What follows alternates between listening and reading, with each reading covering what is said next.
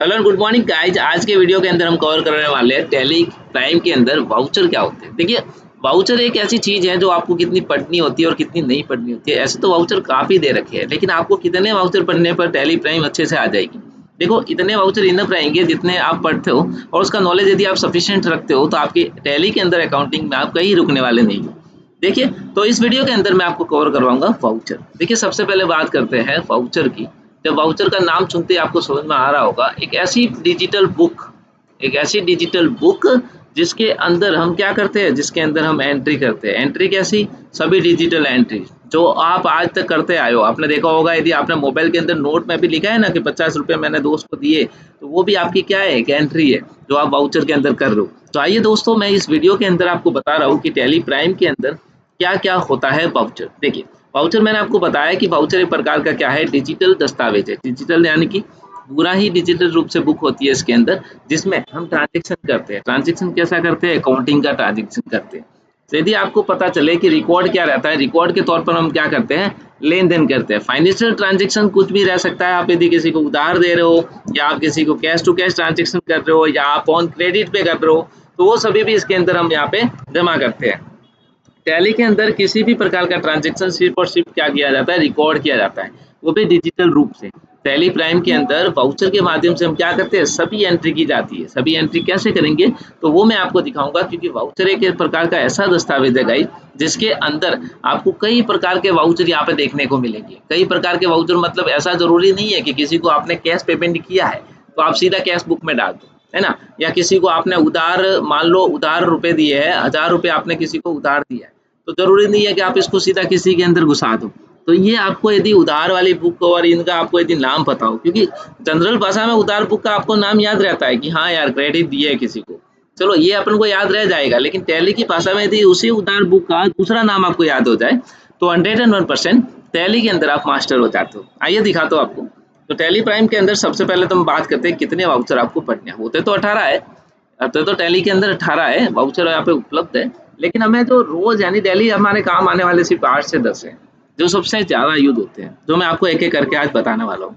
सबसे पहले बात करते हैं कॉन्ट्रा वाउचर की। कॉन्ट्रा का नाम सुनते ही आपको समझ में आ रहा होगा कि आपको किसके बारे में जानकारी दे रहा है। कल को सिर्फ और सिर्फ बैंक से रिलेटेड कोई भी ट्रांजेक्शन होगा, इसमें सिर्फ और सिर्फ बैंक से रिलेटेड ट्रांजेक्शन को ही दिखाया जाता है।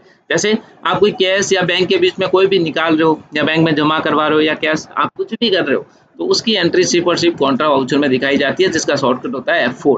ये आपको याद रहना है। एग्जाम्पल देखिए, कैश यानी कैश से बैंक यानी 50 रुपए जमा किए। जैसे मैं आपको बता देता हूँ यहाँ पे एग्जाम्पल।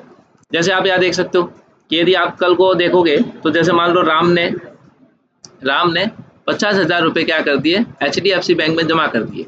HDFC बैंक में क्या किए, जमा किए। अब जमा किए मतलब ये ट्रांजेक्शन कैसा हो गया, ये ट्रांजेक्शन आपके दिमाग में सीधा आने वाला है कि ये कॉन्ट्रा का हो गया। सही, कॉन्ट्रा का हो गया मतलब हमें क्या दबाना है, कीबोर्ड से F4 दबाना है, और टैली के अंदर आप सीधा कहाँ पहुंच जाओगे, कॉन्ट्रा के अंदर। उम्मीद है आपको समझ में आ रहा होगा। तो वही चीज यहाँ पे बताई गई थी। अब बात करते हैं पेमेंट वाउचर की। तो देखिए, कभी भी आप लोग ऐसा तो नहीं कि पैसा लोगे ही साली, लोगों को पैसा भी देना पड़ेगा। और कल को आप किसी भी प्रकार का पेमेंट कर रहे हो, तो वो आपका पेमेंट वाउचर हो जाएगा, जो F5 के अंदर आता है। जैसे पेमेंट से जुड़ी कोई भी एंट्री, बिल कर रहे हो, पेमेंट कर रहे हो, सैलरी दे रहे हो, रेंट दे रहे हो, या कुछ भी दे रहे हो। तो मान लो कि 2000 रुपए का आप मान लो बिजली बिल का दे रहे हो, बिजली बिल का इलेक्ट्रिसिटी बिल दे रहे हो आप। तो यदि वो आप पेमेंट कर रहे हो, तो वो भी कैश में कर रहे हो, तो पेमेंट बुक ही खोल ली है। साथ ही साथ ऐसा तो नहीं कि बार बार पेमेंट ही करोगे, पैसा भी तो आएगा। कोई कोई उधार वाला पैसा भी देगा, कभी आपको प्राप्त भी होगा। कल को यदि लाइफ के अंदर आपको किसी भी प्रकार का भुगतान प्राप्त होता है, या कोई भी पैसा आपको देता है, कल को मान लो आपने राम को 50,000 रुपए उधार दिए थे, उसने कहा था 3 दिन के अंदर मैं दे दूंगा, और वो ले आता है, तो आपको पेमेंट रिसीव हो रहा है। तो किसी से भी पैसा यदि आपको मिलता है, चाहे कस्टमर से पेमेंट मिलना, मान लो 5,000 रुपए का पेमेंट मिला, तो ये आपका रिसिप्ट हो जाएगा। आपको शॉर्टकट की याद हो जाएगी, F6 है, क्योंकि F4 कॉन्ट्रा थी, F5 पेमेंट थी, और F6 रिसिप्ट होगी। और जनरल के अंदर हम बात करें, तो सबसे अच्छी बात तो जनरल ही होती है भाई साहब। कभी आपके दिमाग में नहीं समझ में आए ना कि ये एंट्री अब कहाँ डालनी है, क्या करना है, तो ज़्यादा सोचने की बात ही नहीं है। आप डायरेक्ट अपने मन से डाल सकते हो। जो मिलता है आपको F7, ये खुल के देता है आपको। ये बोलता है भाई साहब जहाँ इच्छा हो वहाँ लगाओ। ये कहता है एडजस्टमेंट एंट्री, मतलब आपको कभी किसी की एंट्री की दिमाग में नहीं समझ रहा है, यानी उधार की एंट्री हो गई, किसी को पैसा उधार दिया, कहाँ लगाएं, तो जनरल एंट्री याद रखना, जनरल वाउचर आपका काम आता है। F7 इसका शॉर्टकट की होता है, जहाँ पे आप एडजस्टमेंट एंट्री के साथ डेप्रिसिएशन और प्रोविजन की एंट्री कर सकते हो। मान लो मार्च में 1000 रुपये का आपको डेप्रिशिएट हुआ, आपकी वैल्यू डाउन होगी। कल को मतलब डेप्रिसिएशन क्या होता है तो बता देता हूँ। कल को मैंने 1.5 लाख का बाइक लाया था, 2 साल चलाया, 1.5 लाख में लाया था, अब लाख रुपए वैल्यू चल रही है, मतलब 50,000 रुपये डेप्रिशिएट हो गया, जो आपको दिख रहा नहीं है, लेकिन वैल्यू क्या हो रही है, वैल्यू डाउन होती जा रही है। तो इस तरीके से ये जनरल वाउचर का बता दिया। अब बात करते हैं सेल्स का। सेल्स का तो आपको पता चलना चाहिए, जो भी आप सामान क्या कर रहे हो, बेच रहे हो, चाहे आप सामान उधार में भी बेच सकते हो, सामान कैश में भी बेच सकते हो। उसके लिए आपको F8 दबा के सेल्स वाउचर का यूज करना है, जहाँ पे कस्टमर को 10,000 का हमने सामान बेचा।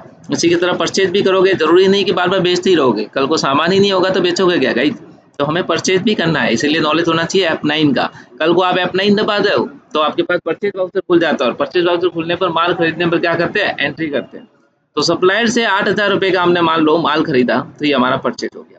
अब बात करते हैं डेबिट नोट वाउचर की। डेबिट नोट वाउचर मतलब खरीदी हुई वस्तु, आपको मैंने कल भी बताया था वीडियो के अंदर, यदि देखा हो तो मैंने आपको कहा था कि परचेज रिटर्न भी बोलते हैं इसको। कल को यदि खरीदी हुई कोई वस्तु है और आप वापस उसे लौटा रहे हो, तो आपको वापस रिटर्न भी तो करनी होगी। तो उसके साथ सिंपल सा यदि ऑल्ट के साथ F5 भी दबाते हो तो भी आपका डेबिट नोट वाउचर खुल जाता है। उसके बाद क्रेडिट नोट, वही सेल्स रिटर्न, मतलब कोई वस्तु आपने बेची है और वो वापस लेके आ रहा है किसी कारणवश, तो आपका क्या है, नुकसान है। ऑल्ट के साथ यदि F6 दबाते हो तो क्रेडिट नोट वाउचर खुल जाता है। नीचे आते हैं डिलीवरी नोट वाउचर क्या होता है, तो माल कस्टमर को जब डिलीवरी करते हैं तो उस समय ये डिलीवरी नोट वाउचर बनाते हैं, मतलब पहले से ही एक बार प्योरा बना लेते हैं कि हमें क्या क्या माल कस्टमर को भेजना है, तो उस तरीके से डिलीवरी नोट वाउचर खोलते हैं। फिर आता है रिसिप्ट नोट वाउचर। आप रिसीव भी तो करते हैं ना, कभी कभी आपको माल रिसीव भी होगा, तो उसके लिए अपन कंफर्मेशन लेने के लिए रिसिप्ट नोट वाउचर के अंदर जाते हैं। तो इस तरीके से ये कुछ 10 ऐसे वाउचर है जो इंपॉर्टेंट कुछ काम आते हैं। कुछ खास वाउचर भी है जिसमें आप इस तरीके से एंट्रीज कर सकते हो जो बता रहा हूँ। जैसे आपके पास स्टॉक जनरल रहता है, जहाँ पे स्टॉक ट्रांसफर करना हो या एडजस्टमेंट करना हो तो आपको स्टॉक वाउचर के अंदर मिलेगा। साथ ही साथ रिवर्सिंग जनरल्स रहता है, एक अस्थायी होता है, ये एडजस्टमेंट एंट्री के लिए ज़्यादा यूज किया जाता है, बाकी इतना कोई काम में नहीं आता है। मेमोरेंडम वाउचर वगैरह ये मेमो टाइप करते हैं वगैरह आपके, तो रेगुलर कन्वर्ट करना हो तो आराम से इसमें कर सकते हैं, बाकी इतना यूज में नहीं आता। मैंने जो यूज आते थे 10 वाउचर आपको बता दिए।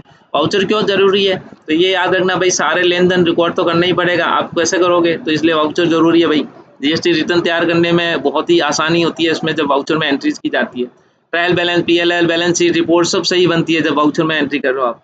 बिजनेस के खर्चे हो गए, इनकम हो गए, फाइनेंशियल पोजीशन क्या है, वो सब हिसाब भी वाउचर ही रखता है। तो वाउचर को याद करना बहुत ही आसान था, मैंने आपको टोटल्स बता दिया। उम्मीद है इस पूरे ट्यूटोरियल के अंदर आपको अच्छे से समझ में आया होगा।